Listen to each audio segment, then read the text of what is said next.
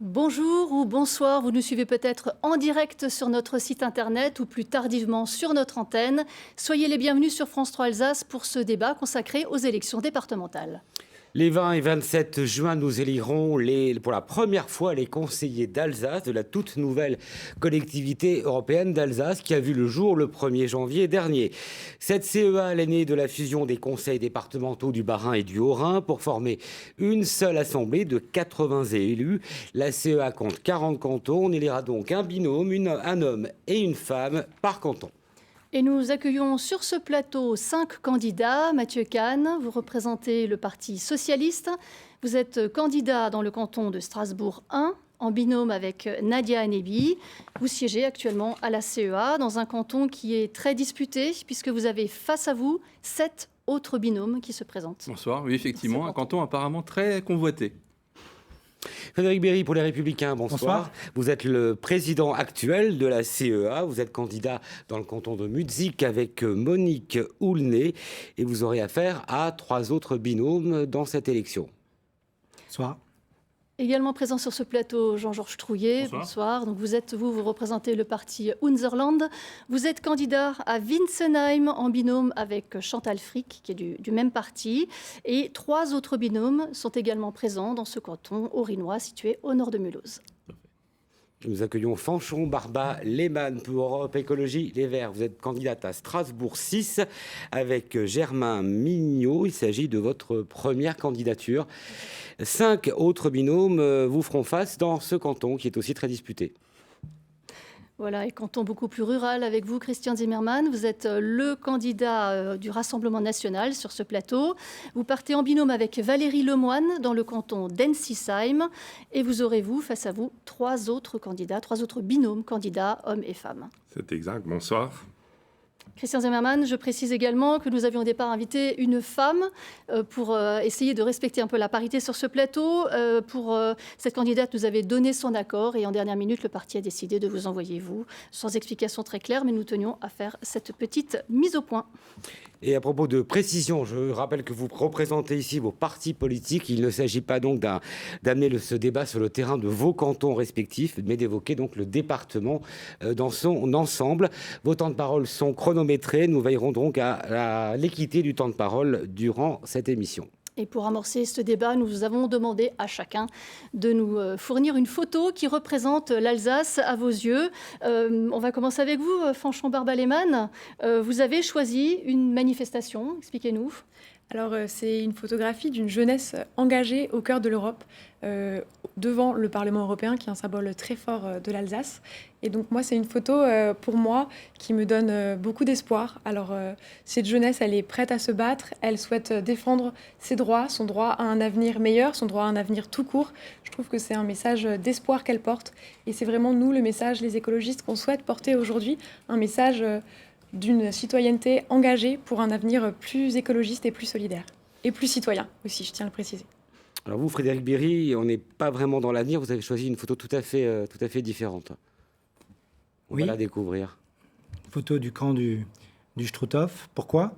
D'abord parce que dans la maison familiale, quand je suis devant ma maison à Schirmeck, si je me tourne vers la gauche, j'ai le mémorial d'Alsace-Moselle. Et si je me tourne vers la droite, je vois la flamme du camp du Struthof.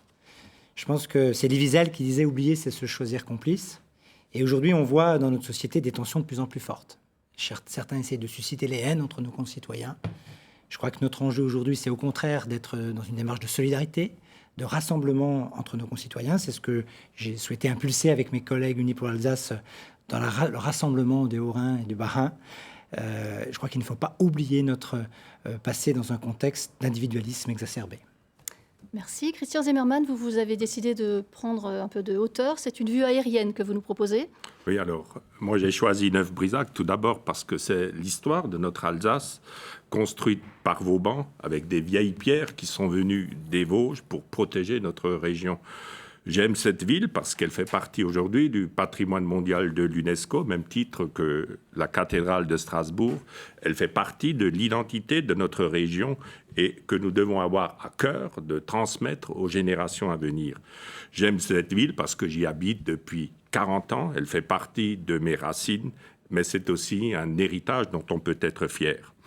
Elle est le symbole aussi de tous les problèmes que rencontrent ces petites villes d'Alsace, souvent oubliées par les grandes métropoles, les commerces qui ferment, les services publics qui ferment, les jeunes qui quittent pour chercher du travail.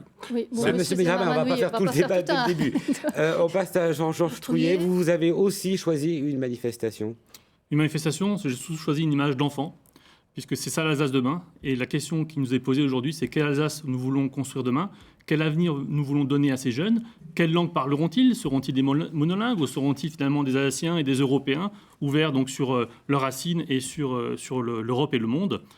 Je veux également que ces enfants connaissent une société qui soit encore plus démocratique, qui puissent choisir eux-mêmes leur destin, et enfin qu'on leur lègue une société qui soit plus juste, durable et solidaire.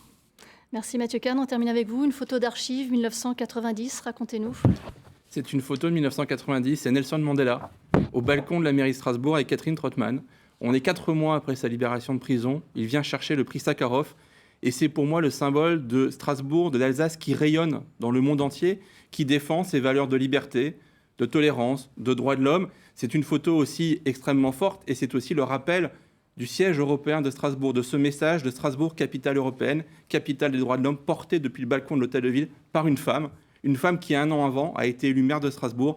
Et c'est aussi peut-être l'Alsace qui a élu pour la première fois une femme maire dans une grande ville en France. Et donc il y a tous ces symboles dans cette photo, qui en plus est une photo de Luc Tazelmati, qui est très forte dans la manière dont elle a été prise. Bien, merci pour ce premier tour de table. On va d'abord parler politique pure avec le rappel de la couleur actuelle de l'Assemblée départementale. 74 cantons sur 80 acquis à la droite, Assemblée monocolore, donc avec une petite opposition. Là, c'est ce qu'il y a en rouge à gauche. Une petite opposition PS limitée au canton strasbourgeois qui a même perdu des plumes en cours de mandat avec des changements d'étiquette politique. Mathieu Kahn, les temps sont durs pour le PS au niveau national, mais aussi au niveau municipal. Depuis le passage de la ville dans les mains des écologistes. Il y a apparemment une concurrence frontale dans tous les cantons strasbourgeois entre les socialistes et les écologistes. Pourquoi continuer cette guerre ? Je l'ignore. Moi, je suis de ceux qui étaient pour qu'on tourne la page des élections municipales et pour qu'on puisse se rassembler. Je crois qu'aujourd'hui, la gauche, dans son ensemble, doit se rassembler. On voit bien qu'elle est en difficulté au niveau national, qu'elle doit se réinventer, mais qu'elle doit aussi en son sein régler un certain nombre de débats. Elle doit se rassembler. Alors, c'est ni le cas au régional, ni à Strasbourg. Ni le cas au régional, mais parce que la particularité de la gauche, c'est d'être capable d'entretenir des divisions. Et c'est d'avoir, quand un parti prend le leadership, ce parti se voit tout de suite hégémonique. Ça a été le cas pendant très longtemps du PS, mais le PS a amené des victoires. C'est le cas aujourd'hui d'Europe Écologie Les Verts, qui pour autant ne nous garantit pas aujourd'hui d'amener la gauche à des victoires, que ce soit aux élections locales ou aux élections nationales. Et puis je crois qu'il y a peut-être quelques divergences. On l'a vu ces dernières semaines. Il y a la question du rapport à la République. Il y a des sujets sur lesquels aucun atermoiement n'est possible. Quand on transige face à la lutte contre l'antisémitisme, eh bien on fait une faute politique. Même si, et je vais être très clair là-dessus, aucun élu écologiste strasbourgeois n'est antisémite.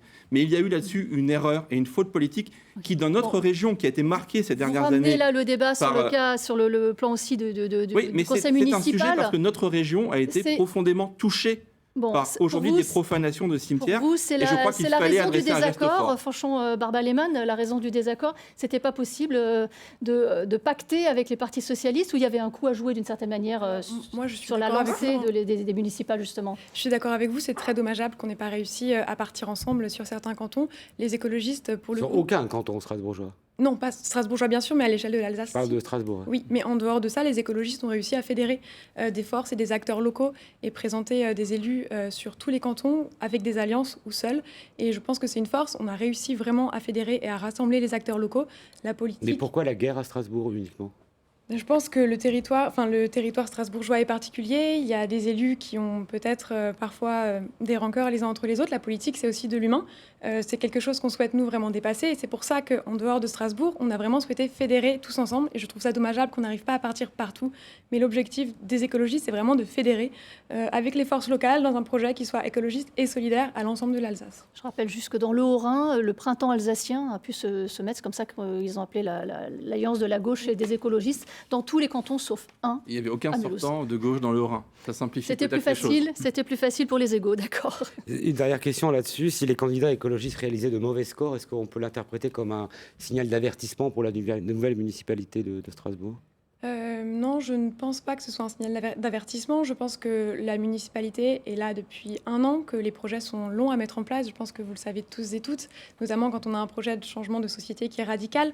Les gens sont très pressés. Le changement climatique, c'est vrai que c'est un sujet qui les touche profondément. On a besoin de voir les résultats tout de suite, mais pour mettre en place des politiques structurantes et ne pas être dans une politique contrainte, ne pas contraindre les gens à les mettre dans des positions difficiles, ça prend un petit peu de temps et je pense que les résultats vont être vus très rapidement. Christian Zimmermann, le RN présente des candidats dans 38 cantons sur 40, je crois. Vous n'aviez eu aucun élu en 2015, tout en réalisant de scores importants de premier tour. Alors finalement, à quoi sert le vote RN si vous n'arrivez jamais à franchir la barre des 50%? Mais justement, c'est la raison pour laquelle nous sommes présents. Nous sommes d'ailleurs le seul parti politique qui avons présenté des candidats sur l'ensemble du territoire alsacien. Je crois que c'est important que la présence, pour notre électorat, que nous ayons des candidats partout. Et je pense que, compte tenu de l'ambiance, et je le vois au niveau de la campagne électorale, compte tenu de l'ambiance qu'il y a actuellement, nous pourrons cette fois-ci être présents dans la nouvelle collectivité territoriale d'Alsace. D'ailleurs, je ne comprends pas que le RN, qui est l'une des premières forces politiques alsaciennes, ne soit pas présent dans l'enceinte de cette nouvelle collectivité. Il y a de nombreux candidats qui sont inconnus et qui font même pas campagne. On a même nous-mêmes du mal des fois à les joindre. C'est quoi? On part dans le but de gagner sur l'étiquette uniquement? Ben non, je crois que nous avons un programme. Ces candidats font souvent campagne. Nous avons souvent des jeunes candidats qui sont l'avenir du Rassemblement national. Mais qui sont souvent invisibles et injoignables quand même. Ben, c'est peut-être c'est que vous ne les cherchez pas au bon endroit. Nous avons des candidats qui sont visibles. Souvent, bon, je ne vais pas faire de polémique, mais souvent la presse locale les met de côté. Et je crois que je vous assure qu'on a essayé d'en joindre quelques-uns, c'est pas possible. Ah bon? Ben, vous voyez, vous avez pu me joindre, je suis là et je suis là pour les défendre. Frédéric Bierry, la droite présente des candidats dans les 40 cantons alsaciens, des candidats LR, divers droite ou parfois LREM qui font partie de votre majorité. Qu'est-ce que vous proposez, vous, comme mode de gouvernance pour la suite? On a l'impression aujourd'hui que vous êtes très omniprésent. C'est vous et seulement vous. C'est une manière d'être comme ça, d'être face aux électeurs. Enfin bon, voilà, comment vous voyez la suite avec les différents candidats? Nous avons élus œuvré pour rassembler l'ensemble des élus. Et je vois Mathieu Kahn qui parfois, dans son groupe, a validé un certain nombre de propositions que nous avons pu faire au cours de ce mandat. Moi, mon objectif, ça a toujours été de rassembler, de co-construire avec l'ensemble des élus. Et bien sûr, les élus de la droite et du centre qui ont été très investis, à la fois d'abord dans leur canton. Ils ont travaillé avec beaucoup de sérieux. Ils ont labouré le terrain pour être toujours proches de leurs concitoyens. C'est à partir des réalités de leur territoire que nous avons construit la politique publique de la collectivité européenne d'Alsace et auparavant des départements. Nous avons construit une équipe solide, des gens qui ont travaillé honnêtement, sérieusement, sincèrement, avec les valeurs de la droite. C'est-à-dire le respect de l'argent public. On n'a pas augmenté les impôts pendant 5 ans, on a baissé la dette. Vous parlez beaucoup d'équipe, mais pour prolonger la question de ma collègue, c'est vrai qu'on voit souvent Frédéric Bierry et jamais les autres. Bah écoutez, vous devriez plus aller à leur rencontre parce que tous mes collègues sont fortement investis. J'ai la chance d'avoir des collègues vice-présidentes et vice-présidents qui font un travail extraordinaire. Tout à l'heure, j'étais avec Isabelle Delinger dans le nord du département du Bas-Rhin. Elle avait réuni l'ensemble de ses équipes. Vous savez, nous, on construit nos politiques publiques à partir du terrain. Donc, si vous allez plus souvent sur le terrain, vous les verrez toujours en action. Et c'est une volonté de votre part, peut-être, d'incarner cette CEA pas du tout. Moi, je souhaite que ce soit un travail d'équipe. On est fiers. Si aujourd'hui, nous avons réussi à faire alliance entre le Haut-Rhin et le Bas-Rhin, si nous avons réussi à refaire revenir institutionnellement l'Alsace, c'est parce qu'on s'est rassemblés. C'était une équipe collective. Et donc, j'ai la chance de les représenter. C'est un honneur qu'ils me le font. Mais c'est un travail collectif qui a abouti à cela. Jean-Georges Trouillet, Hotzerland n'a connu qu'un seul élu dans l'histoire du Conseil général du Bas-Rhin, si ma mémoire est bonne, en 2011. En 2015, vous n'aviez aucun élu, malgré un nombre de voix important. Une question, si les Alsaciens sont si favorables à vos idées, notamment la sortie du Grand Est, comment se fait-il que tout le monde ne vote pas pour Hotzerland ? Je dirais, de manière générale, il y a quand même un problème de représentativité de cette Assemblée. Si on regarde entre les votes qui sont exprimés et la couleur politique que vous avez montré tout à l'heure, on ne peut pas dire que ce soit un modèle de démocratie, on va dire, cette organisation et ce mode de scrutin. Le scrutin majoritaire. Voilà, majoritaire, à 2 tours, voilà. Sur la question maintenant de l'adhésion de la population à nos idées, je soulignerais quand même que en 2015, nous avons quand même suscité beaucoup d'adhésions, des scores qui sont importants. Qu'est-ce qui a changé depuis 2015 par rapport à... Mais ce qui a changé depuis 2015, c'est qu'on a continué à construire. Je veux dire, un parti politique comme Unserland, qui est relativement jeune, il a besoin de temps pour construire, pour se structurer, pour développer ses idées. C'est exactement ce que nous faisons. Depuis 2015, alors en 2015, il y avait le temps de la protestation, et après, il y a eu le temps de la construction, et notamment en formulant des idées et des projets pour la CEA. C'est comme ça que finalement, Unserland gagne en crédibilité, permet de s'affirmer. Et je pense que les Alsaciens ont compris que, ils pouvaient nous faire confiance en ce qui concerne, on va dire, les valeurs et la fidélité à nos valeurs. Ils peuvent également nous faire confiance pour bâtir un projet et finalement avoir cette voie qui va porter jusqu'à Paris et qui permettra d'aller plus loin que la CEA, qui est aujourd'hui, à mon avis, une coquille vide. Et pour répondre peut-être à M. Berry tout à l'heure, s'il y a eu une CEA aujourd'hui, c'est quand même en très grande partie grâce à Unserland et au soutien qu'a eu Unserland lors de ces élections de 2015, élections départementales et régionales. Frédéric Berry, est-ce que vous leur devez quelque chose à Unserland ? Écoutez, on a pu se retrouver sur des combats communs, bien évidemment, et la défense de l'Alsace en est un, mais on n'a pas attendu Unserland, bien évidemment, pour s'impliquer et porter le sujet. Je l'ai porté, nous l'avons porté auprès du président de la République, du Premier ministre, etc. Mais je voudrais rebondir sur les propos de M. Trouillet concernant le vote. Moi, je suis très attaché au scrutin binominal homme-femme sur des cantons, parce que c'est le lien avec nos concitoyens. C'est une confiance qui se construit, et la richesse de l'Alsace, c'est la richesse de l'ensemble de ces territoires. Et donc, personnellement, je pense que ce mode de scrutin est un bon mode de scrutin pour avoir des élus à portée d'engueulade, que les gens connaissent et donc qu'ils peuvent identifier et du coup solliciter sur les problèmes qu'ils rencontrent. Pour vous, plus efficace que le scrutin de liste, cela dit, bien plus favorable à votre parti qu'à certains autres. On l'aura bien compris. Permettez quand même, c'est quand même un scrutin qui est un scrutin taillé pour, je veux dire, des candidats notables. On aurait pu imaginer, notamment en créant la CEA, en fait, d'avoir un scrutin mixte qui à la fois permette de représenter les cantons et en même temps de représenter les forces politiques. Ce qui aurait permis finalement d'avoir un débat qui soit beaucoup plus riche et finalement une représentation beaucoup plus large des étiquettes politiques. Aujourd'hui, cette Assemblée est particulièrement monochrome, M. Berry. J'ai envie de dire, on va clore le débat parce que c'est pas l'Alsace qui a décidé du mode de scrutin. Si, quand même, dans la négociation, de ce que j'ai entendu moi, quand même, c'était une demande expresse des Républicains de maintenir le mode de scrutin actuel, alors que finalement, si on crée déjà quelque chose de particulier pour l'Alsace, ça aurait été une possibilité finalement de changer pour aller vers un mode de scrutin plus démocratique. Messieurs, je pense qu'on va... Rapidement, parce que... Oui, je pense que si aujourd'hui les Républicains et le centre et la droite sont fortement impliqués en Alsace, c'est parce que l'ADN de l'Alsace, c'est un certain nombre d'actions, de droiture dans l'action publique, etc., qui correspondent à l'engagement de notre mouvement. Et je pense que c'est cela. Et puis, quand je regarde les élus qui sont aujourd'hui en place dans la collectivité, j'en connais beaucoup qui n'ont pas commencé par une adhésion à un parti pour devenir élus, ils sont devenus conseillers municipaux, maires, grâce à leur engagement associatif, et ensuite ils ont fait le choix d'appartenir à un mouvement politique. Un mouvement politique qui leur permet plus facilement de gagner. On a bien compris vos positionnements politiques et stratégiques aux uns et aux autres. Vous prétendez tous au mandat de conseiller d'Alsace, puisque c'est ainsi qu'on appelle désormais les conseillers départementaux de la collectivité européenne d'Alsace. Cette collectivité, je vous le rappelle, c'est la réunion des 2 départements, du Bas-Rhin et du Haut-Rhin, soit 1,9 million d'habitants. Et on va donc parler de cette collectivité toute neuve et encore méconnue. Frédéric Berry, est-ce que vous avez conscience que ça fait maintenant 6 mois que les électeurs sont toujours un peu perdus, que cette CEA, je me trompe moi-même, ça ne dit pas grand-chose à beaucoup de gens? Alors d'abord, si cette collectivité européenne d'Alsace s'est construite, c'est parce qu'il y avait un rejet massif de nos concitoyens pour la région Grand Est, et aussi une attente. On va refaire l'histoire une attente qu'on retrouve une légitimité institutionnelle forte. Donc c'est à la demande des Alsaciens, et nous avons eu l'occasion de consulter les Alsaciens sur la création de la collectivité européenne d'Alsace.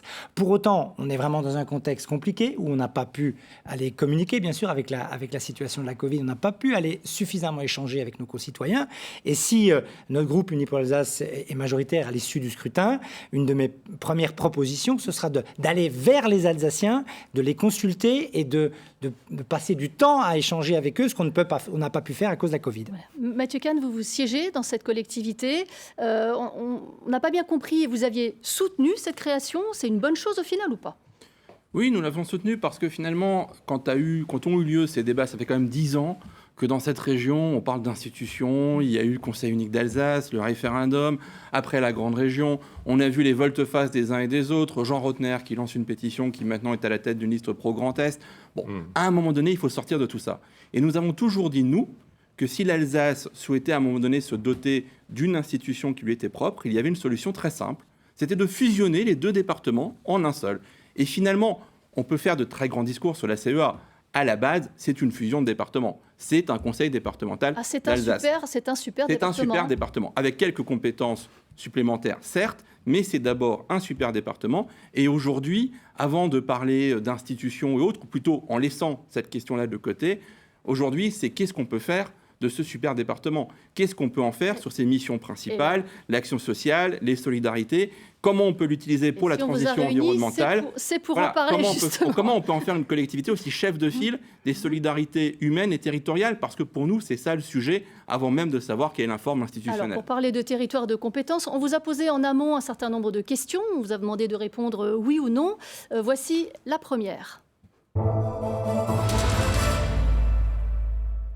Alors cette question, c'est la CEA doit-elle sortir du Grand Est ? Donc vous voyez à l'écran les différentes réponses. Jean-Georges Trouillet, vous avez évidemment répondu oui, on n'a pas été très surpris.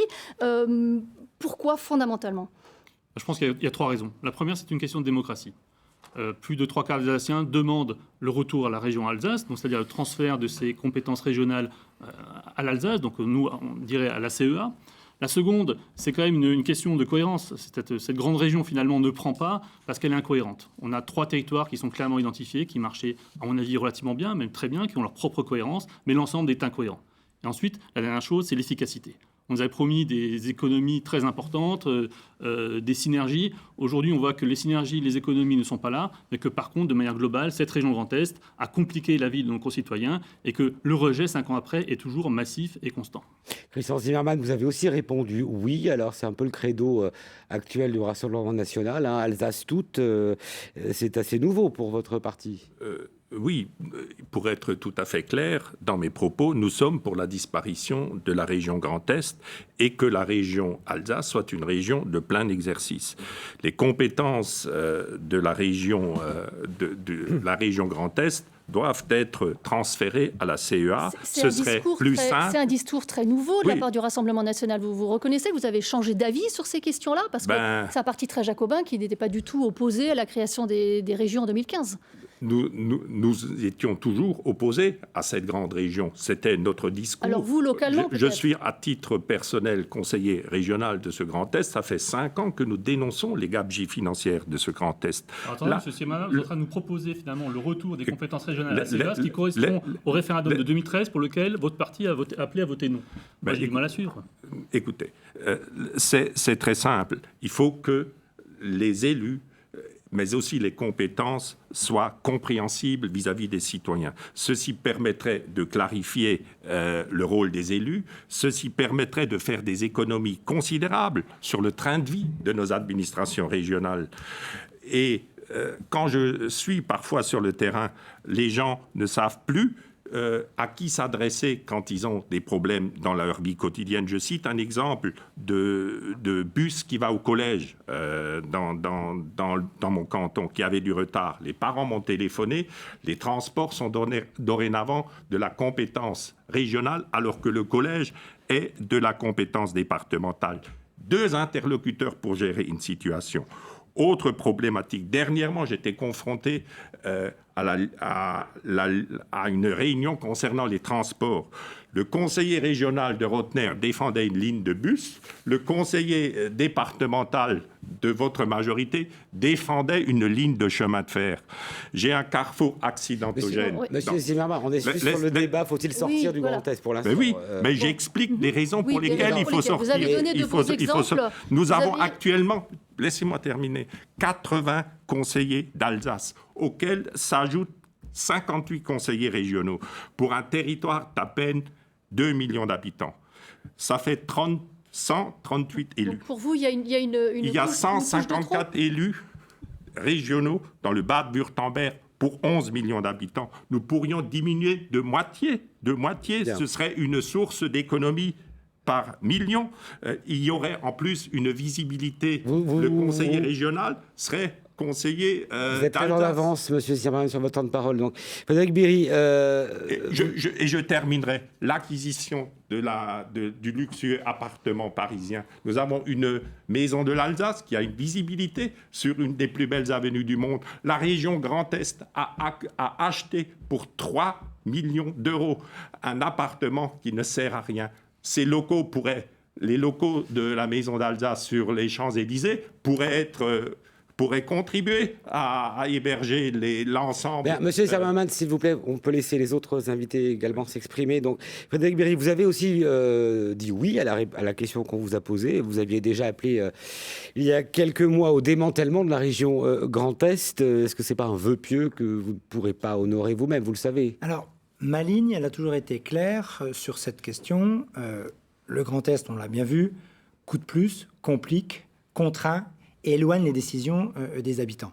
Et notre enjeu, au-delà du sentiment d'appartenance que nous avons en Alsace, c'est l'efficacité de l'action publique. Et donc, c'est pour cette raison que moi j'appelle de mes voeux à ce retour de l'Alsace, qu'elle puisse reprendre complètement son destin en main et donc d'avoir les compétences à la fois d'une région, du département. Ce serait beaucoup plus simple pour nos concitoyens.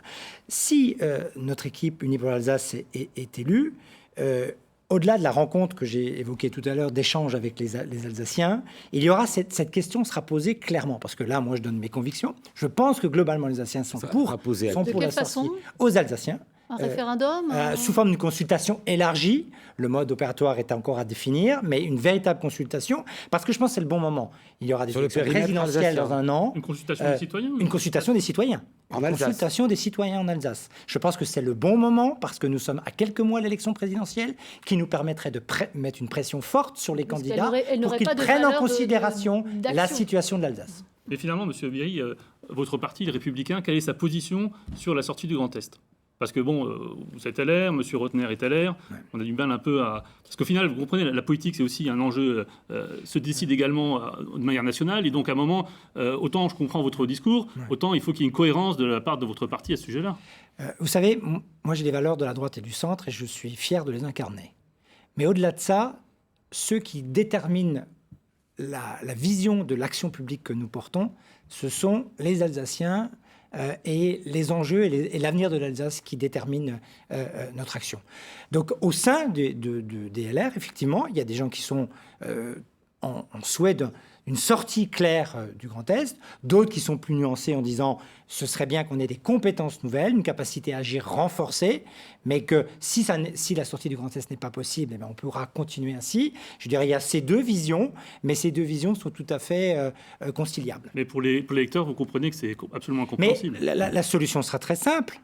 Nous allons consulter largement les Alsaciens. Donc c'est eux qui détermineront le parti pris que nous aurons. Pour prolonger la question de M. Trouillet, qui m'a presque devancé, vous avez écrit pour les élections régionales à Brigitte Klinkert et à Jean Rotner pour leur demander leur positionnement sur la CEA, et vous avez dit que vous diriez ensuite pour qui vous alliez voter. Alors pour qui le président de la CEA va-t-il voter élections Jean Rotner ou Moi, Brigitte Klinkert? je trouve qu'on parle beaucoup des élections.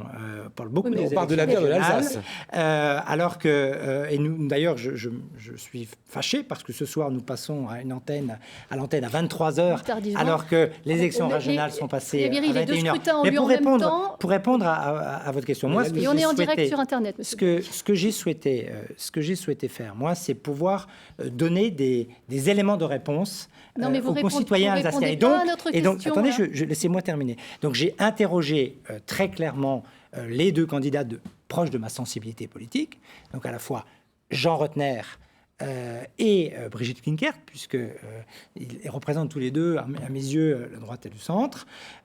Vous avez vu les réponses qu'ils ont pu apporter les uns les autres. Et donc au regard de ces éléments, je laisse bien sûr les Alsaciens se déterminer, mais ils ont... ce n'est pas... Vous esquivez. Je pense qu'aujourd'hui, nos concitoyens sont tout à fait assez matures pour juger. Et je ne veux pas influencer aujourd'hui le vote. Je considère aujourd'hui qu'avec les éléments de réponse que nous leur donnons, l'électeur pourra se déterminer intelligemment. Ça vous fait rire, vous hein? Oui, ça me fait rire, parce qu'à un moment donné, il faut un peu de clarté. Et dans toute cette histoire, on est dans un jeu de dupes.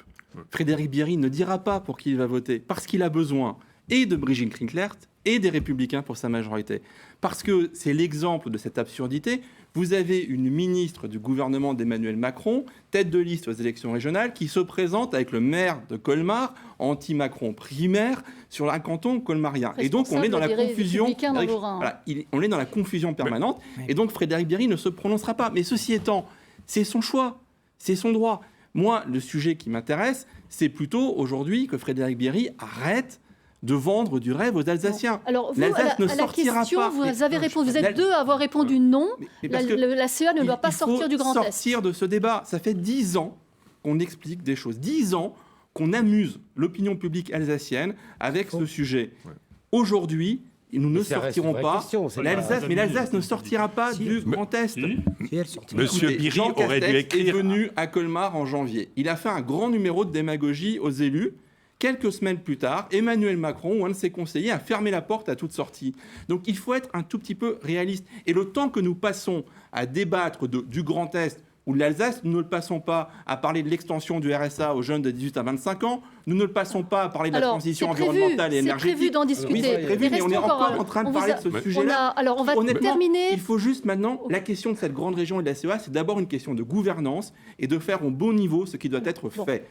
Monsieur Bierry aurait d'ailleurs dû écrire à Monsieur Jacobelli. S'il vous plaît, vous laissez la parole un peu à la femme qui est sur ce plateau et qui a beaucoup de temps de retard en... Parler aussi. Oui, donc vous avez dit non, la CEA ne doit pas sortir du Grand Est.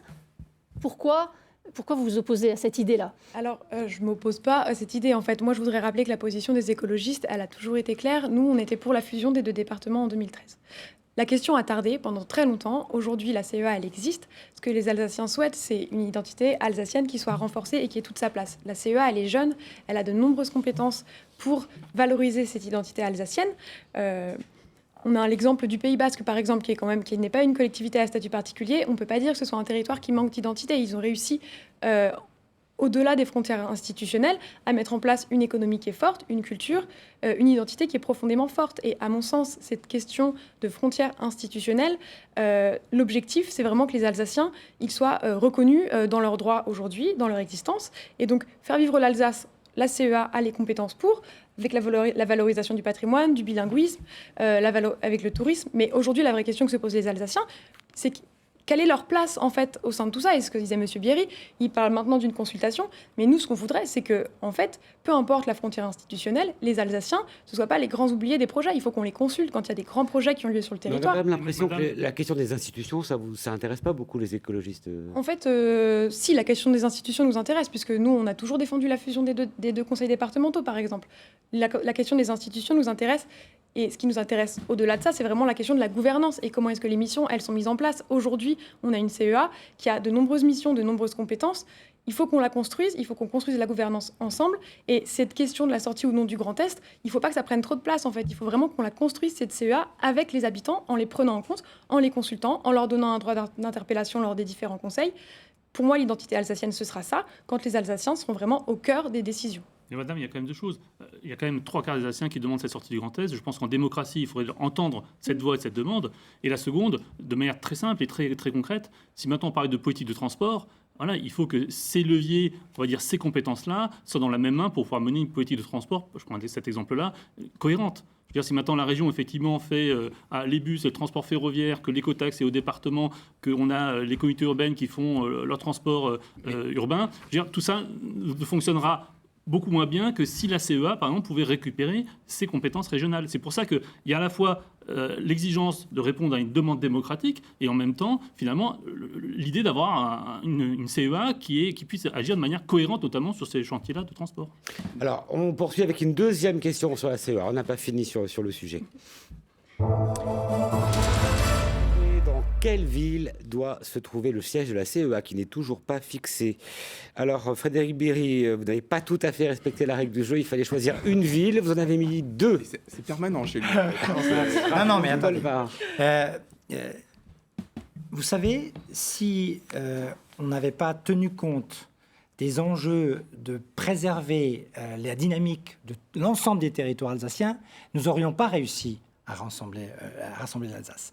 Depuis le 2 janvier, depuis l'installation de la collectivité européenne d'Alsace, le fonctionnement est très harmonieux de notre collectivité et personne pensait qu'on arriverait à travailler aussi fortement et intelligemment et positivement ensemble.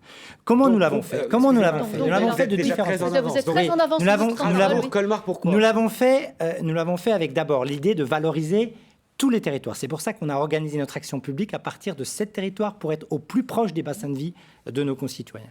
Mon enjeu, c'était de n'affaiblir ni Strasbourg, capitale européenne, et mon combat pour Strasbourg, capitale européenne, au quotidien, vous l'avez déjà dit à plusieurs reprises sur cette antenne, il est manifeste. En même temps, je ne voulais pas affaiblir Colmar, ni aucune ville d'ailleurs. Donc vous avez trouvé un système mixte pour l'instant. On a trouvé aujourd'hui un système mixte qui, pour moi, fonctionne bien.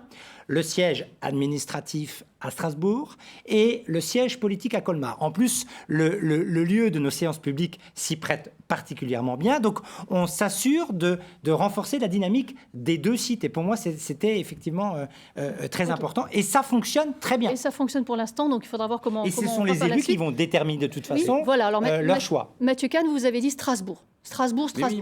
Nous avons la chance en Alsace d'avoir une des 3 villes au monde qui est capitale diplomatique sans être capitale de son État. Il n'y a que 3 villes au monde, New York, Genève, Strasbourg. Nous avons besoin de renforcer la place de Strasbourg comme capitale européenne. Nous avons besoin de renforcer cette place. Et la CEA peut y la contribuer. région même dont Strasbourg est le porte-drapeau, l'étendard, commence à lui contester sa légitimité de capitale, eh bien, nous allons l'affaiblir.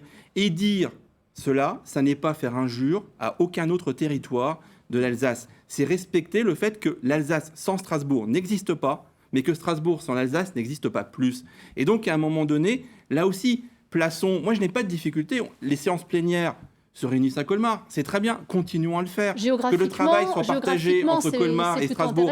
Et j'ai vu Ensisheim. Pourquoi pas? Partageons les lieux de travail. Mais symboliquement... Non, j'ai entendu Frédéric Bierry dire la capitale administrative à Colmar, la capitale politique... Pardon, la capitale administrative à Strasbourg. Le siège administratif à Strasbourg. La capitale politique à Colmar. Non. Le siège politique à tout à Strasbourg, mais ça n'empêche pas de se réunir à Colmar. Le sens politique, c'est de dire que la capitale de la CEA, c'est Strasbourg. Alors, et de ne pas commencer à louvoyer. Vos 2 voisins ne sont pas d'accord. Jean-Georges Trouillet. Monsieur Kahn, si vous voulez renforcer la position de Strasbourg en tant que capitale européenne, je pense que la première chose qu'il faudrait faire, c'est déjà que cette ville redevienne une ville bilingue.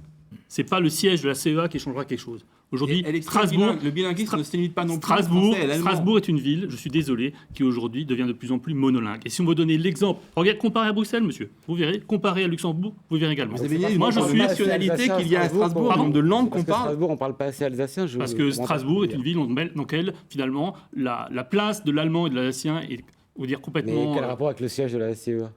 Monsieur Kahn nous explique que finalement, le siège de la CEA doit être à Strasbourg pour renforcer Strasbourg en tant que place européenne. Moi, je dis que si Strasbourg veut être une vraie capitale européenne et veut pouvoir garder ce statut-là, il faut qu'elle en ait les caractéristiques. Comme Luxembourg, qui est une ville trilingue, comme Bruxelles, qui est une ville bilingue. L'Europe ne se réduit pas à la France et à l'Allemagne. Laissez-moi. Il y a d'autres pays autour. Vous voulez mettre une frontière. Et le monde même. Vous voulez mettre une frontière sur le Rhin. Nous, on veut que l'Alsace soit. Ah non, alors les frontières, c'est plutôt votre spécialité. Pas non, je suis désolé, monsieur. Mais si on va passer 10 minutes sur cette question, quand même, très rapidement. La question du siège, pour moi, est une question, entre guillemets, purement symbolique, qui intéresse d'abord les élus. Moi, ça me va très bien que l'Assemblée soit à Colmar et que les services de la CEA soient à Strasbourg. C'est un bon compromis, mais entre nous, il y a des choses qui sont plus importantes, je pense, notamment la question des compétences et notamment l'avenir de notre région, notamment en termes culturels et linguistiques. Franchement, Barbara Leben, vous avez répondu Ensisheim. C'est parce qu'au fond, c'est une question qui vous importe peu, le Non, siège. pas du tout. Pas du tout. Alors c'est vrai que pour moi, c'est une question qui est très importante. Ou vous êtes prête à déménager à Ensisheim? Il y a un terrain qui est Si vous parfait, êtes juste à 2 pas de l'Écomusée, il y aurait de la Pourquoi place. Non, je sais bien que ce qui était attendu, c'est qu'on réponde Colmar ou Strasbourg. Monsieur Bierry a répondu les deux. Moi, je pense qu'en effet, c'est une question stratégique. C'est aussi une question pratique. Les élus vont se demandent où est-ce qu'ils vont siéger. Mais à mon sens, ce n'est pas la priorité. D'abord, il faut vraiment qu'on construise une gouvernance pour que la CEA soit présente dans tous les territoires, assurer un équilibre des territoires. Et bien sûr, une fois que cette gouvernance sera assurée, il faudra qu'on débatte de la question du siège. Mais pour moi, ce n'est pas une question qui doit se faire, qui doit être répondue qu'entre élus. Il faut bien en fait. choisir à un moment. Oui, donc, oui, je suis d'accord avec vous, mais ce n'est pas uniquement entre élus que ça doit être débattu. En fait, ça concerne aussi les agents, ça concerne aussi les corps intermédiaires. Et il faudra qu'on les consulte, il faudra qu'on discute Encore tous une ensemble. consultation pour savoir Mais où on je réunit ne sais pas, les je élus. sais pas la forme que ça prendra, mais on ne peut pas prendre ça uniquement entre élus. Si Monsieur Zimmermann vous a pas entendu là-dessus, puis on passe à autre chose Oui. après. Juste un petit rappel historique, Ensisheim était déjà la capitale de l'Autriche antérieure lors de la dynastie des Habsbourg. Mais moi, clairement, et c'est incontestable, nous avons choisi Colmar, c'est une évidence. Premièrement, Colmar est au centre de notre Alsace et cela permettrait de faire des économies considérables en frais de déplacement. Je vois bien, en tant que conseiller régional, nous avons un ectoplasme quand nous allons vers Metz pour faire nos séances plénières, alors que le cœur de Au Alors, cœur l'administration de l'Alsace, régionale est à les Strasbourg. kilomètres sont quand même Nous- moindres. Nous devons, Monsieur Zimmermann, il faut qu'on avance vraiment. Je perds une journée pour 1 heure Non, de mais là, réunion. on vous parle Oui, de la on séance. perd moins de temps Et nous avec voudrions- le et nous TER voudrions- Alsace. Et nous voudrions pas que nous subissions le même traumatisme quand les élus du Sungo doivent mettre 2 heures pour aller Mais- siéger à Strasbourg. Colmar Mais on est peut le parler de symbole de l'Alsace notre au sud, Alsace. Luxembourg, Elle est qui la doivent aller capitale après. de nos vins d'Alsace Ce type et d'argument que est totalement Strasbourg réversible. reste la Oui, capitale bien. régionale. C'est pour cette raison que nous nous sommes organisés en 7 territoires pour que nous puissions, les élus puissent choisir en connaissance de cause une grosse partie des politiques publiques de terrain, de sorte à éviter des déplacements intempestifs.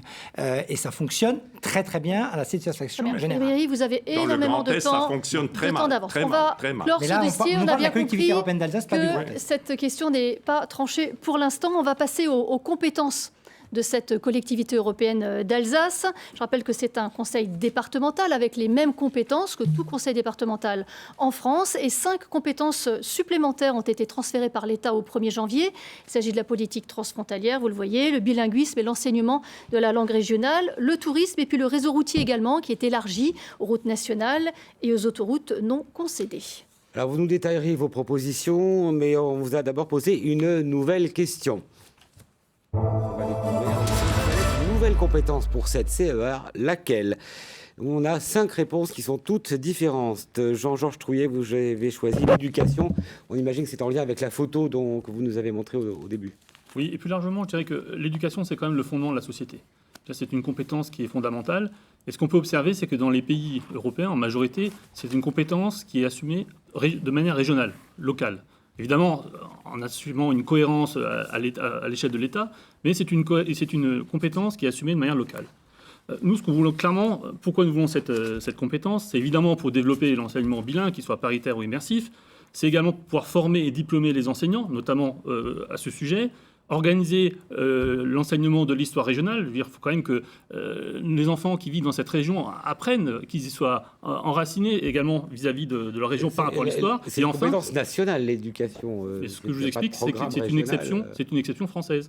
Et ce que j'explique, je pense qu'il y aurait beaucoup de choses à gagner si cette compétence de l'éducation pourrait être régionalisée. Enfin, qu'elle soit exercée La question à l'échelle du bilinguisme, nous y reviendrons plus longuement. Et aussi la question de l'apprentissage, je pense, qui a été longtemps une force de l'Alsace, qui a été finalement à l'échelle nationale un peu, maltraitée ou mise de côté. Et je pense que si l'éducation était régionalisée, elle pourrait être plus efficace et du moins elle prendrait mieux en compte les spécificités locales. Oui. Essayez de faire des réponses peut-être un peu plus courtes sur ces compétences parce qu'on est quand même dans de la fiction pour l'instant. Donc Mathieu Kahn, vous proposez la santé à quel niveau? L'ensemble, que la CEA soit chef de file des politiques de santé. Parce que d'abord, les départements ont aujourd'hui des compétences importantes dans le domaine médico-social, dans l'assistance aux aînés, dans la lutte contre les déserts médicaux. Il y a un certain nombre d'actions qui ont été menées. Mais on sort d'une crise sanitaire qui a montré que quand il s'agit de mettre en place des choses de manière rapide, qu'il faut être réactif. Eh bien, au niveau de l'État, l'enchevêtrement des compétences, les blocages institutionnels, la distance, par exemple, des ARS avec le terrain ont posé un certain nombre de difficultés. Et comme je ne suis pas toujours que critique avec Frédéric Bierry, mais nous l'avons soutenu aussi dans cette démarche, je dois reconnaître que le département du Bas-Rhin, à l'époque, parce que c'était le Bas-Rhin, a été extrêmement réactif. C'était la bonne échelle ? Alors, la CEA est aujourd'hui pour moi la bonne échelle. On l'a vu, le département du Bas-Rhin, pour la distribution des masques, des établissements de protection individualisée. Nous pouvons, et on le voit actuellement avec le vaccinodrome, nous appuyer sur les SDIS pour mettre en place des politiques de santé. Donc je crois qu'il est important qu'il y ait un chef de fila qui soit clair sur cette question et que là-dessus, l'État transfère probablement une partie de la responsabilité des ARS à la CEA et au département. Des agences régionales de santé. Des agences régionales de santé. Frédéric Bierry, vous avez choisi l'économie, vous marchez un peu sur les plates-bandes de la région. Je vais vous demander une réponse assez courte parce qu'on a du retard dans ce débat. Ouais. Pour moi, c'est fondamental parce qu'aujourd'hui, nous sommes en responsabilité sur les politiques sociales. Le social, la fragilité d'une partie de nos concitoyens est liée fortement à la situation économique. Donc si nous pouvons agir en amont, donc sur les racines des difficultés sociales, c'est-à-dire le renforcement et le soutien à l'économie, c'est ce que nous essayons de porter, mais malheureusement, avec la loi NOTRe, la capacité à agir sur l'économie nous a été malheureusement fortement réduite. Or, c'est fondamental si on veut amener la dynamique du territoire alsacien. Donc économie, bien évidemment, santé, nous y sommes déjà, et si nous pouvons encore aller plus loin, bien évidemment, je suis favorable. Très bien. Monsieur Zimmermann, vous, sans surprise, vous avez répondu la sécurité. Alors, sous quelle forme il faut créer une police de la CEA Oui. Pas trop long, s'il vous plaît. Oui, donc la sécurité s'est invitée dans ce débat électoral. Et un certain nombre de nos concitoyens vont souvent ou reviennent du travail, la boule au ventre. Et je cite... Alors, qu'est-ce que vous proposez concrètement par rapport à la sécurité? Je citerai l'exemple qui s'est passé aussi à Sainte-Marie-aux-Mines, où deux banques qu'est-ce que vous proposez concrètement comme mesure de sécurité? Nous proposons au niveau du Rassemblement national, mais ça pourrait être fait aussi au niveau de la région Alsace, d'aider les communes à mettre par exemple en place un système de vidéoprotection, d'aider et de réarmer un petit peu la police municipale et mettre en place un chèque sécurité pour financer les systèmes d'alarme chez les particuliers. Le président de la future région Alsace, il aurait aussi un pouvoir de dissuasion vis-à-vis du ministre de l'Intérieur pour demander des forces de l'ordre supplémentaires qui nous manquent, surtout à Strasbourg. Mais bon, ça vous craignez pas que ça fasse une couche et on a la donc c'est très marginal. Police municipale, police nationale... Dans les polices municipales, l'État, on en rajoute une couche. On complexifie un sujet sur lequel on a besoin de clarté et de réactivité, en fait. C'est ça votre proposition. À part jouer sur les peurs, non, pas grand-chose d'autre. On ne joue pas sur les peurs. Parce que concrètement, vous ne proposez rien. Vous proposez juste de rajouter une couche dans le millefeuille que vous-même vous dénonciez précédemment. Le gouvernement actuel de M. Darmanin, c'est quand même catastrophique. Quand on voit la violence, c'est quand même mis au cœur de nos sociétés. Et même les territoires ruraux sont touchés aujourd'hui. Alors, je ne veux pas tout critiquer. Votre prédécesseur, M. Goetschi, au niveau du département du Haut-Rhin, avait créé les brigades vertes. Ça peut aussi être une des pistes de réflexion pour répondre aux incivilités grandissantes dans nos campagnes. Parce que l'insécurité, je le répète, c'est également mis au cœur de nos petites villes. Et je parle de Neuf-Brisach. Il y a certains quartiers où nous avons des problèmes. Et ce sont des petits problèmes d'incivilité. Vous avez, je vous ai répondu social. Mais alors là, on n'a pas bien compris parce que c'est déjà une compétence du département, le social. Oui. C'est même la compétence. Bien sûr, je le sais. Mais avant de réfléchir à une compétence supplémentaire, à mon sens, il faut vraiment qu'on soit à la hauteur de cette mission-là d'accompagnement des Alsaciens les plus précaires. Et aujourd'hui, ce n'est pas le cas, notamment parce que l'État a bridé les moyens des départements et des collectivités locales en général. Il faut qu'on arrive à faire un véritable bras de fer avec l'État pour que les départements... Ça, c'est le débat suivant. Pour que les départements soient plus seulement une caisse de... Vous voulez dire que la CEA n'a pas besoin de nouvelles compétences? À mon sens, il faut vraiment qu'on arrive à faire le maximum dans les compétences qui lui sont déjà attribuées. Et le social, c'est la priorité. Les travailleurs sociaux, accompagner les travailleurs sociaux, ça devrait être une priorité pour pouvoir accompagner aussi les publics. C'est des travailleurs qui aujourd'hui sont en souffrance, les éducateurs spécialisés, les assistantes familiales, les assistants sociaux. Il faut vraiment qu'on les accompagne dans un plan de recrutement, dans un plan de formation, en revalorisant les salaires, en ayant une meilleure reconnaissance de tout le travail qu'ils font au quotidien. Pour moi, on doit vraiment s'atteler, cette priorité-là, c'est le social, leur donner les moyens de faire leur mission. Vous nous vous faites le lien avec la suite de l'émission, puisqu'on voulait parler de cette thématique solidarité et santé. Je vous rappelle que c'est une des raisons d'être des conseils départementaux. Le département, c'est la collectivité de l'action sociale. On peut la découvrir. Voilà, le budget de la CEA, c'est environ 2 millions et la moitié... 2 milliards, pardon, 2 milliards. 2 milliards et 1 milliard est consacré à la solidarité et à la santé. Il concerne, vous l'avez dit, les plus vulnérables, l'enfance, la vieillesse, le handicap, le versement du RSA également. Frédéric Bierry, un département a très peu de marge, finalement, de marge de manœuvre sur ces questions-là. Bien, en fait, on a un cadre législatif qui nous contraint. Je le vois par exemple sur le RSA, où nous pourrions avoir plus de coûts des franches, par exemple. Mais c'est vrai aussi sur l'accompagnement des personnes âgées, sur le handicap. Aujourd'hui, les textes de loi ne nous laissent pas beaucoup de marge de manœuvre. Pour autant, on essaie néanmoins d'être dans une logique toujours de bienveillance responsable dans l'accompagnement que nous portons de nos concitoyens. Et nous sommes toujours dans une volonté, par exemple, d'agir en prévention. Par exemple, nous avons renforcé les moyens sur la protection maternelle et infantile pour essayer d'avoir moins de situations d'aide sociale à l'enfance, par exemple.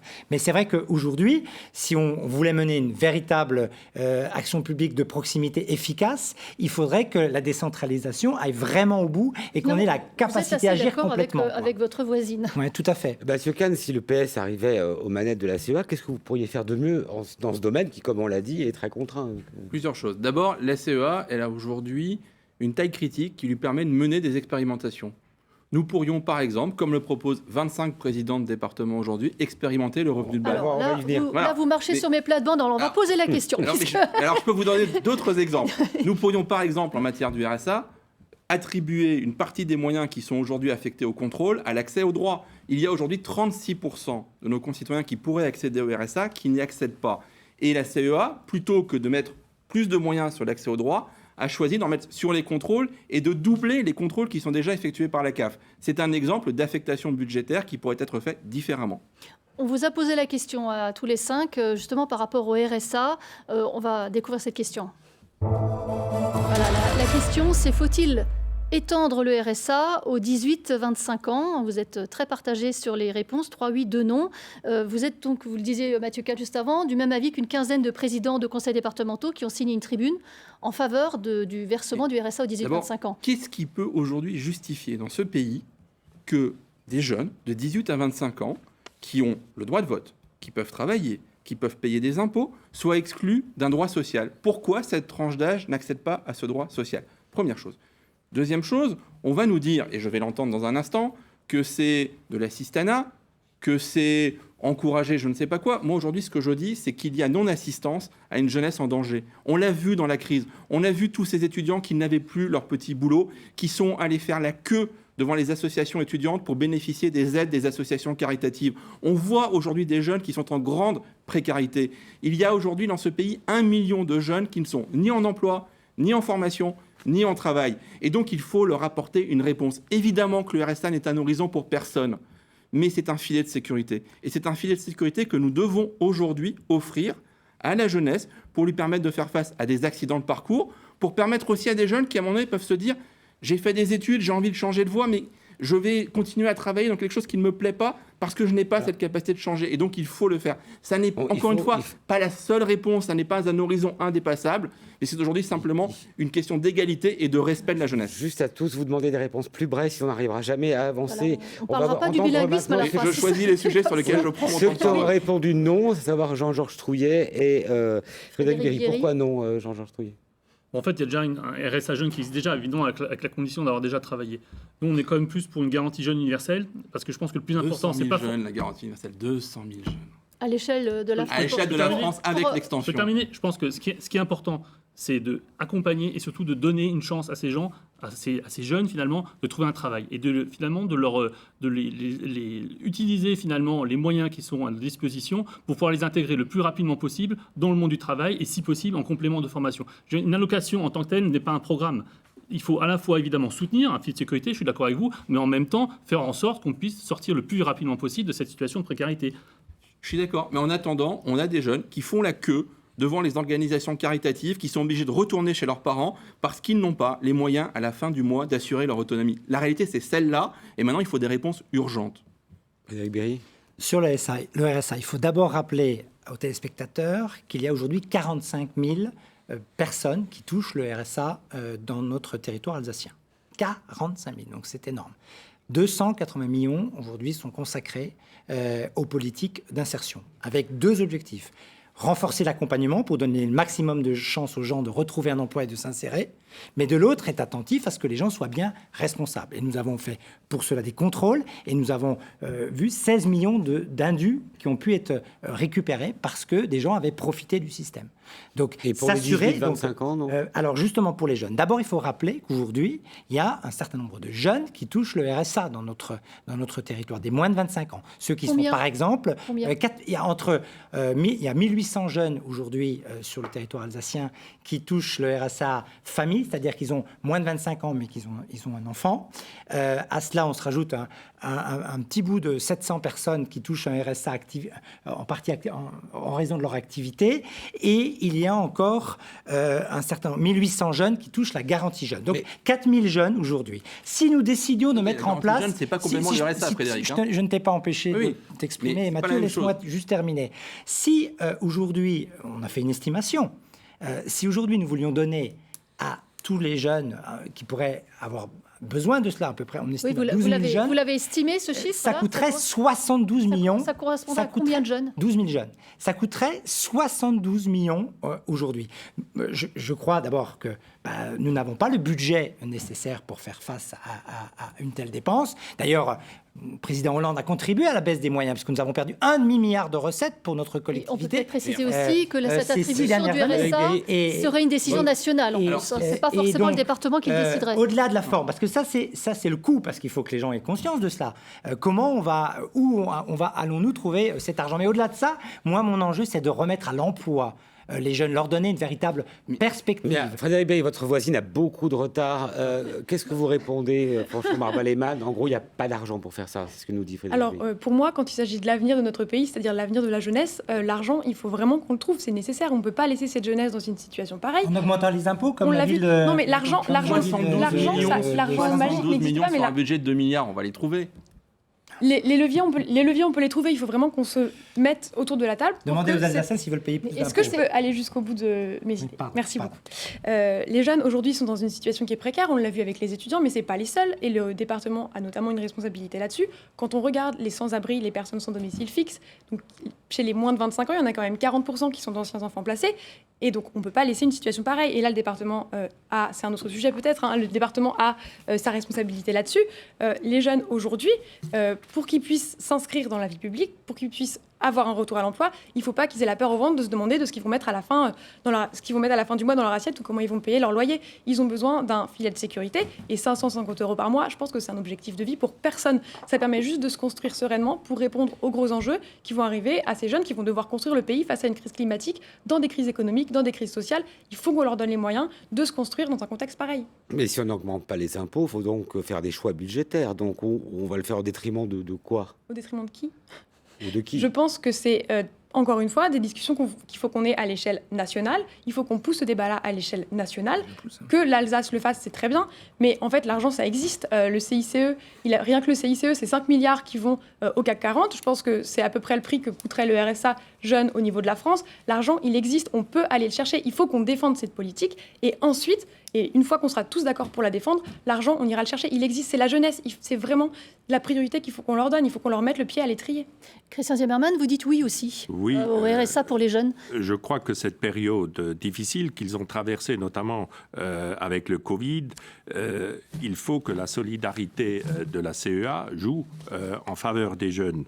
Mais ce qui ne veut pas dire qu'il faut encourager l'assistanat, et là vous avez en partie raison, il faudrait subordonner ce RSA à un travail d'utilité collective pour les remettre dans un circuit vertueux. On revient à la proposition RSA bénévolat, d'une certaine manière. Un petit peu, oui. Pour les remettre dans un circuit vertueux, pour retrouver du travail. Ça pourrait aussi être mis en place dans le cadre de la volonté du jeune pour acquérir une formation pour qu'ils puissent mieux intégrer le monde du travail. Par contre, j'insiste sur un point, il faut quand même qu'il y a un véritable contrôle quant au versement de ce RSA. 16 millions d'euros ont été récupérés, je crois, par la collectivité européenne d'Alsace. Et je pense qu'on pourrait faire beaucoup mieux. Mais il faut aussi que parallèlement à ces 16 millions d'euros qui ont été récupérés indûment, des sanctions puissent être prises des personnes qui ont touché indûment cet argent, parce que cette fraude rejaillit sur les allocataires qui touchent légitimement, et il y en a beaucoup malheureusement, ce RSA. Bien, on va passer maintenant au transport et aux routes. Alors la CEA gère 6000 km de routes en Alsace. Elle a récupéré 200 km de routes supplémentaires qui lui ont été transférées par l'État. Il s'agit principalement de certaines routes nationales, les autoroutes non concédées, une partie de la 36, la 35. On connaît tous ces autoroutes pour y avoir été coincées au moins une fois dans les bouchons. Mathieu Kahn en a hérité des routes et aussi des travaux et de l'entretien. Est-ce que l'État a transféré les fonds qui vont avec ? Non, clairement pas. L'État a transféré les charges, a transféré une partie de fonds, mais ça ne couvre pas. On l'a vu lors du débat d'orientation budgétaire et lors du débat du budget primitif de la CEA. La CEA va devoir rallonger. Elle va d'autant plus devoir rallonger qu'elle hérite en plus d'un réseau qui est en grande partie aujourd'hui, qui nécessite des travaux de mise aux normes, qui nécessite des travaux de sécurisation, et dans tout ça, c'est un transfert de charges de la part de l'État. En soi, que la CEA gère les routes, pourquoi pas ? Mais je pense que là, on va en revenir aussi, je suppose qu'on parlera de l'écotaxe après, mais on va en revenir aussi, à un moment donné, à des questions de priorité budgétaire. Je vous donne 2 chiffres. Dans le budget actuel de la CEA, l'éducation, qui est un sujet important pour la CEA, 141 millions d'euros. Les routes, 149 millions d'euros. Moi, je veux bien, mais il y a aussi, à un moment donné, où il y a des questions de priorité. Si ces 149 millions d'euros servent à améliorer la sécurité sur nos routes, servent à compléter les itinéraires cyclables sur l'ensemble du département, servent aussi à mettre en place des mobilités alternatives, soit.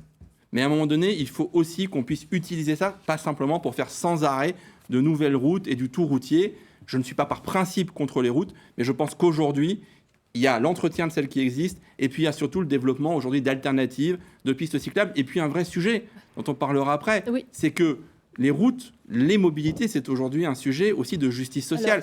On va avoir une ZFE qui arrive à Strasbourg. Quel est le lien qui pourra être fait avec la CEA ? Parce que moi, je suis aujourd'hui inquiet de la mise en place de ces mesures, même si, paradoxalement, ce sont des écologistes qui ont retardé la mise en place de cette ZFE que nous avions prévue en 2025 et qui maintenant est prévue en 2028. Mais moi, je suis inquiet des mesures d'accompagnement et de la cohérence sur l'ensemble du territoire. Okay. Alors, on va continuer avec les écologistes. Justement, les routes, forcément, c'est un sujet qui vous parle. Vous ne voulez pas de construction de nouvelles routes ? On met tout le monde à vélo ou comment ? Non, bien sûr que non, on ne met pas tout le monde à vélo. Alors, par contre, j'aurais bien aimé que vous soyez présent au GCO pour vous opposer à ce projet-là. Mais je m'y suis opposé. Il faut revoir vos fiches. Très faiblement. On vous a quand même très peu entendu au sein du conseil municipal. Je suis l'un des 3 élus à n'avoir pas voté la délibération du conseil municipal de Strasbourg contre le GCO. Ça aurait été bien que vous soyez un petit peu sur le terrain aussi à ce moment-là. Ça aurait été sympa comme soutien. Les ZAD, c'est pas mon truc, j'avoue. C'est dommage pour vous. Alors non, bien sûr, on ne veut pas mettre tout le monde à vélo. C'est pas du tout notre objectif. Nous, on veut vraiment développer l'intermodalité. Alors, bien sûr qu'il y a des gens qui ont besoin de la voiture pour aller travailler dans leur trajet quotidien, et ces gens-là, il faut qu'on les accompagne. Ça va être fait dans le cadre de la ZFE. Alors, je comprends ce que vous dites. Vous regrettez que ce soit trop tard, et en même temps, vous avez peur que les gens ne soient pas accompagnés. Juste rappeler que la zone à faible émission. La zone à faible émission qui sera mise en place à l'échelle de l'Eurométropole. Alors, oui, il va y avoir un accompagnement des citoyens qui va être fait, soit pour renouveler leur véhicule, soit pour les accompagner vers d'autres mobilités. Il faut que cette réflexion-là, elle ait lieu à l'échelle de l'Alsace aussi. Il faut qu'à l'échelle de l'Alsace, on puisse proposer à nos concitoyens une mobilité plus active, une mobilité plus collective. La mobilité, c'est un enjeu fondamental. Donc, tout concrètement, qu'est-ce que vous voulez dire, des mobilités plus actives ? Donc, le développement de pistes cyclables, par exemple, le long vers les pôles d'intermodalité pour que les gens puissent faire du vélo, mais pas sur 100 km pas 100 km par jour. C'est pas ce qu'on leur demande. Qu'ils puissent rejoindre des gares, qu'ils puissent rejoindre des aires de covoiturage, qu'ils puissent rejoindre des arrêts de bus, qu'ils puissent rejoindre des vrais axes structurants. Je ne suis pas son porte-parole, mais il va vous dire que ça existe. Bah oui, c'est ce que nous faisons déjà au quotidien. Mais je laisse finir, madame. Mais à mon sens, c'est vraiment quelque chose qu'il faut qu'on développe sur le cyclable, mais il faut aussi qu'on arrive à réduire le trafic routier. On en parlera plus tard via l'écotaxe, en développant d'autres modes de fret, par exemple le fret fluvial, à discuter évidemment en étant avec la région sur le fret ferroviaire. Il faut qu'on diminue le trafic et il faut qu'on propose des alternatives au transport routier, aux Alsaciens qui peuvent se passer de leur voiture, et ceux qui ne peuvent pas s'en passer, il faut qu'on les accompagne, bien évidemment. Jean-Georges Trouillet, est-ce qu'il y a des points noirs sur les routes d'Alsace ? Oui, bien sûr, il y a des points noirs, mais comme dire, en politique, en matière de transport, en matière de mobilité, la demi-mesure ne donne rien. Voilà. Il faut avoir à la fois une vision globale de l'enjeu. Il faut avoir en même temps une politique cohérente. Ce que j'évoquais tout à l'heure, c'est que pour vraiment proposer une alternative complète à la voiture pour ceux qui le veulent, il faut avoir les différents leviers nécessaires, comme dit, qui consistent à être autorité organisatrice des transports ferroviaires, avoir le transport interurbain et l'écotaxe. Aujourd'hui, ça, c'est pas possible. J'expliquais que pour moi, c'est un chantier également prioritaire en termes de compétences. Ensuite, il faut fixer quand même un cap. Et regardez un peu ce qui se passe dans nos pays voisins. Je trouve qu'on a quand même beaucoup de retard en termes de cette vision cohérente des mobilités. Moi, ce que j'aimerais, c'est que relativement dans un horizon relativement proche, on puisse effectivement avoir une alternative complète à la voiture, par exemple, pour le vélo, en termes de réseaux cyclables, mais maillés et signalés et sécurisés, ce qui n'est pas encore le cas aujourd'hui. Et en même temps, qu'on ait une simplicité plus grande, une lisibilité plus grande en matière de transport collectif, c'est-à-dire qu'une tarification unique, par exemple, à l'échelle de l'Alsace. Et du fait, on pourrait, avec un seul billet, par exemple, aller d'un point A à un point B de l'Alsace et que tout ça soit cadencé. Et en prenant le train, le bus, tout à fait. et en louant un vélo, que tout ça soit vu de manière cohérente, comme ça se passe dans nos pays, évidemment, à un jet de pierre d'ici. On entendra encore les deux autres candidats sur ce sujet, mais d'abord une question qui a fait couler beaucoup d'encre il y a quelques années maintenant, le passage aux 80 km/h. On vous a donc posé une question très précise et très concrète. On va la regarder. Voilà, faut-il ou pas étendre le retour aux 90 km/h, sachant qu'une dizaine de tronçons de route sont repassés à 90 dans le Bas-Rhin, je crois 4 dans le Haut-Rhin, ça fait seulement 5% du réseau. Vous avez répondu oui, Frédéric Bidi, oui, mais... Oui, parce que on voit bien qu'à certains endroits, passer à 80 km/h, c'était une erreur, parce que ça rendait encore la route plus accidentogène. Parce que quand vous êtes sur des voies rapides et que vous roulez à 80 km/h, que se passe-t-il? Vous regardez votre téléphone, etc., vous ennuyez sur la route et les gens ne respectent pas. Et on a constaté d'ailleurs que sur cette portion de route qui était passée de 90 à 80, il y avait eu plus d'accidents à 80 qu'à 80. D'accord, mais qu'est-ce qu'on fait maintenant? Donc on a fait ce choix-là de repasser un certain nombre de voies rapides à 90 km/h et ça fonctionne très bien. Quelques-unes. Après, ce que moi j'imagine, c'est du cas par cas. Au regard de l'analyse de l'accident, du nombre d'accidents sur la voirie, de faire à ce moment-là ce choix de ne faire ou de ne pas passer à 80 km. Mais ne soyons pas dogmatiques sur ces questions.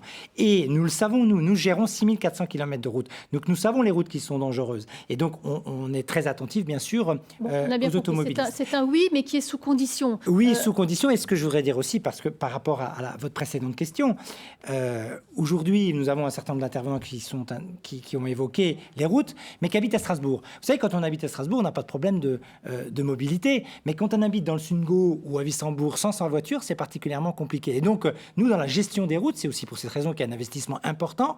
Nous sommes à la fois sur la possibilité d'accéder au territoire. Nous améliorons les infrastructures, par exemple, comme le contournement de Châtenois. Nous assurons aussi la sécurité hivernale. Donc, on est très investi sur un sujet qui est majeur pour nos concitoyens. Vous êtes bavard, Monsieur Bierry. On avance avec le PS, les écolos. Vous dites non, on reste à 80.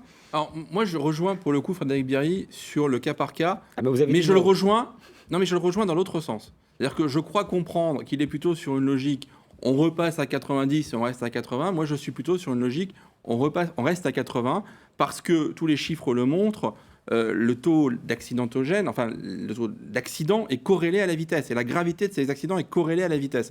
Donc si on a sur quelques tronçons la preuve qu'à 80 c'est plus dangereux, soit repassons à 90. Mais je pense que le principe de base doit être de rester à 80, y compris pour des mesures simplement en matière de sécurité routière et pour préserver la vie de nos concitoyens sur les routes. Il faut Franchement-Ballet-Main, 80 à vélo, c'est très rapide. Bientôt, les vélos électriques iront peut-être jusque-là. Non, alors pour moi, c'est vraiment une question de lisibilité et il faut qu'il y ait une cohérence. La plupart des pays européens sont sur cette vitesse-là, sur le 80 km/h. Il faut qu'on ait une vision globale en Alsace. Il faut que les routes soient à la même vitesse maximale. C'est une mesure qui, à mon sens, a fait ses preuves. On a quand même, sur 20 mois, presque 350 vies qui ont été épargnées. C'est pas rien. Covid. Non, ça n'a pas été fait sur la même période.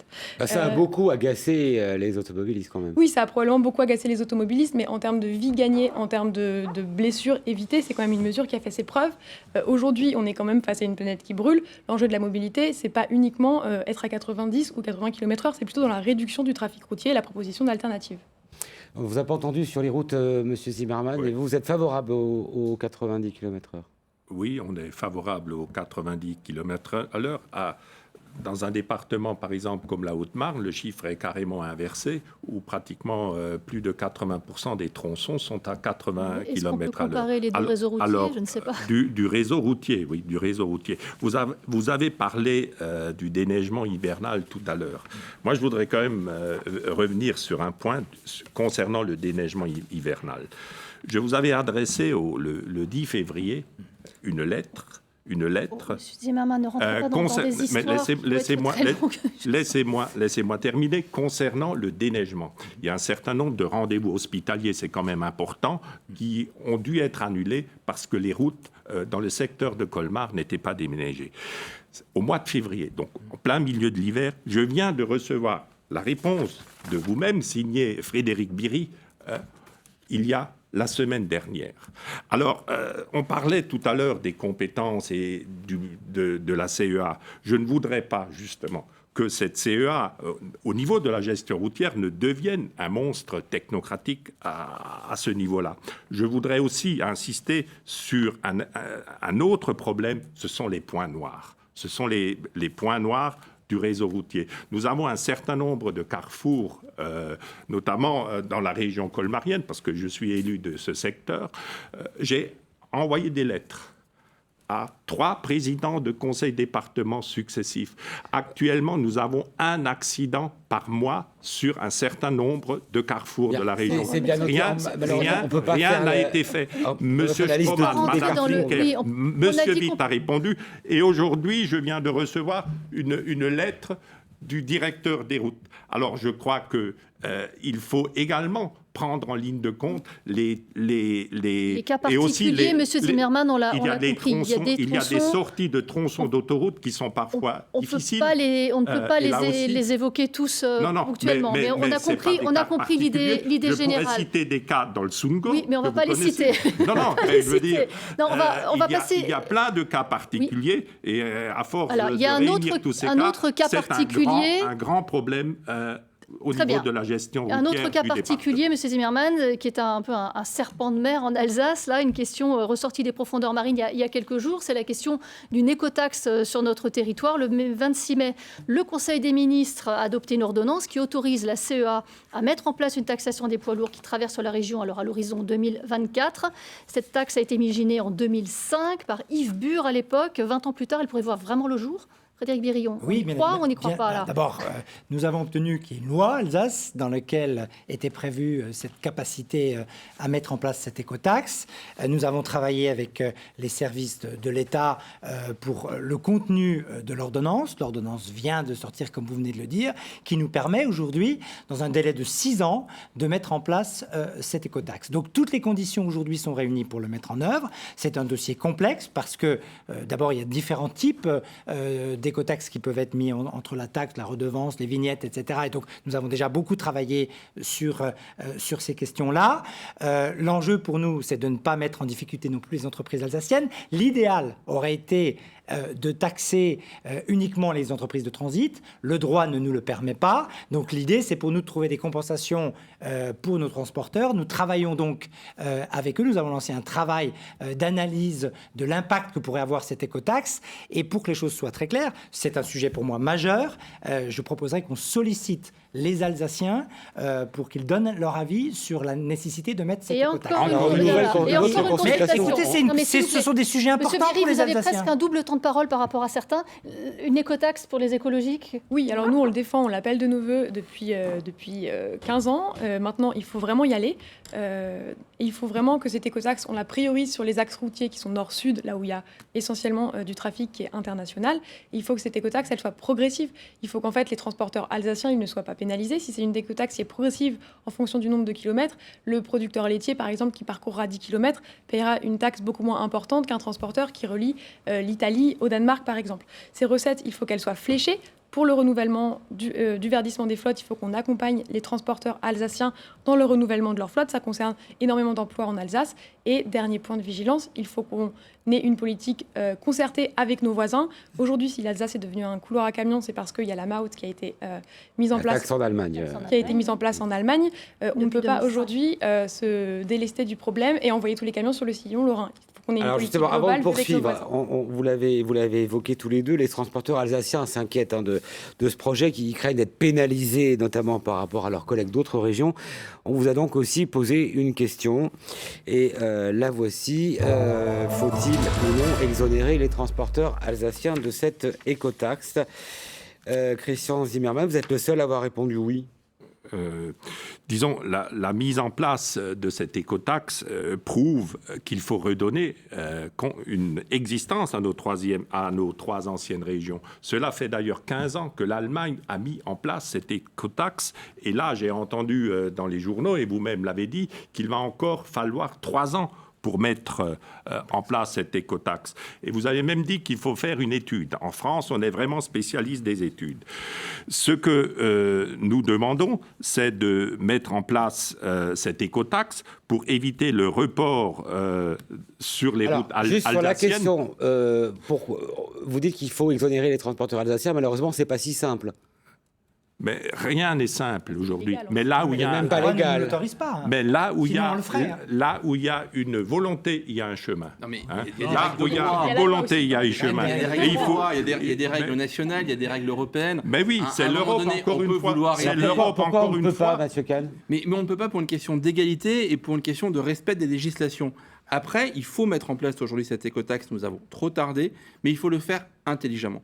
Ça veut dire qu'il faut le faire dans la concertation. On vit une crise économique qui est la conséquence d'une crise sanitaire. Il ne faut pas en rajouter sur les transporteurs. Et donc, il faut travailler avec eux. Frédéric Bierry évoquait les différentes formes. Aujourd'hui, cette ordonnance, elle a 1 mois. Donc, il faut maintenant, oui, se donner un tout petit peu de temps pour faire les choses intelligemment. On a attendu 15 ans. On peut attendre quelques mois, le temps de faire les choses intelligemment et de les faire de manière un tout petit peu intelligente aussi, avec les Alsaciens, avec les entreprises alsaciennes et avec nos voisins, parce que nous avons subi l'égoïsme allemand avec la Maut et le report. Ne faisons pas subir à nos voisins lorrains la même chose. Et donc c'est là aussi qu'on en revient peut-être à un débat sur la cohérence de certaines politiques à l'échelle d'une grande région. J'arrête sur ce débat-là, s'il vous plaît. Aux anciennes régions. Messieurs, dames, il nous reste même pas 4 minutes d'émission. On n'a pas évoqué la question du bilinguisme, qui est une compétence nouvelle de la CEA. C'est important qu'on puisse tout de même en dire un mot. Pour l'instant, 3,5 millions qui ont été débloqués pour ce bilinguisme. Fanchon, je vous laisse terminer votre eau. Voilà, le bilinguisme pour les écologistes, qu'est-ce que ça représente? Quel est l'enjeu? Alors pour nous, c'est quelque chose de très important. On ne nous entend pas forcément sur ce sujet, mais on a toujours été mobilisés sur cette question-là. Nous défendons le droit et la possibilité de chacun et chacune à s'exprimer dans la langue qu'il aime et qu'il puisse la transmettre. Nous, ce qu'on souhaite, c'est que dès le plus jeune âge, les jeunes Alsaciens puissent être des jeunes Alsaciens bilingues, alors que ce soit par l'alsacien, notamment en soutenant les écoles ABCM, les écoles ABCM, pardon, pour que ces écoles qui font un job énorme sur la question de la transmission, sur la question du bilinguisme, il faut aussi qu'on arrive à démocratiser le bilinguisme pour que flécher l'intervention d'enseignants bilingues dans les quartiers prioritaires de la ville, le contact avec les correspondants étrangers, c'est important que tous les enfants aient accès à cette culture. Aujourd'hui, c'est notamment un ticket pour l'emploi. Jean-Georges Trouillet, vous nous avez expliqué tout au long de l'émission combien vous étiez attaché au bilinguisme. Le 29 mai dernier, il y a eu une manifestation pour la défense des langues régionales. Il y avait, je crois, 200 personnes à Colmar, 6000 personnes dans le Morbihan. Est-ce que ça ne montre pas que l'Alsace, finalement, n'est pas si à la pointe du combat? Non, il y a une spécificité alsacienne qui fait que la manifestation n'est pas un mode d'expression. Quand il y a des sujets qui. Non, mais si on compare honnêtement avec les autres régions, c'est pas une spécificité, c'est pas une spécialité alsacienne de manifester. Par contre, il y a un attachement qui est réel. Il y a également une urgence. Je veux dire, si maintenant on parle de la question alsacien, il n'y a que 4% des tranches d'âge les plus jeunes qui parlent alsacien. Donc maintenant, il faut savoir ce qu'on va faire. Est-ce qu'on laisse l'Alsacien mourir? Est-ce qu'on lui attribue finalement des soins palliatifs? Ou est-ce qu'on met un plan Marshall pour finalement faire ce lien entre les générations, réussir la transmission, parce que quand on parle d'alsacien, finalement, c'est aussi de l'allemand. Et c'est ça qui donne à l'Alsace sa spécificité, c'est ça qui fait que c'est une région finalement européenne, et une région finalement qui a su tirer de ce parti, de cette biculturalité, pour avoir à la fois sa place en Europe et en même temps une prospérité économique. Si maintenant on veut vraiment faire quelque chose pour la langue, il n'y a pas de demi-mesure. Maintenant, il va, comme dit, il va falloir faire un plan Marshall, commencer par un état des lieux, ce qui aujourd'hui n'est pas fait, avec des vraies études sociolinguistiques. Ce qu'on comprend bien, c'est que le chantier doit démarrer d'une certaine manière. Je me permets, il reste très peu de temps, Monsieur Zimmermann. Vous êtes également... Permettez juste de conclure. Je veux dire, il faut, à un moment, la politique de bilingue paritaire, c'est le SMIC linguistique. Maintenant, ce qu'il faut, c'est développer l'immersion.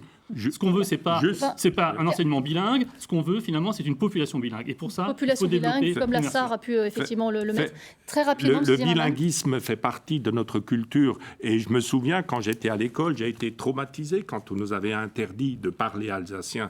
Et j'étais content que ma fille puisse parler alsacien et bilingue. On l'avait mis en classe bilingue. C'est d'ailleurs pour ça que je suis venu soutenir à Colmar. C'est vrai que j'étais un petit peu déçu du nombre de personnes qui sont là. On arrive vraiment à la fin de cette émission. Merci à tous pour votre participation. Nous aurons le plaisir de vous retrouver dimanche soir en ce qui nous concerne pour une soirée complète sur notre antenne consacrée aux élections départementales mais aussi régionales. Les résultats, les analyses, les réactions, ce sera à 20h ici même. Voilà, à dimanche.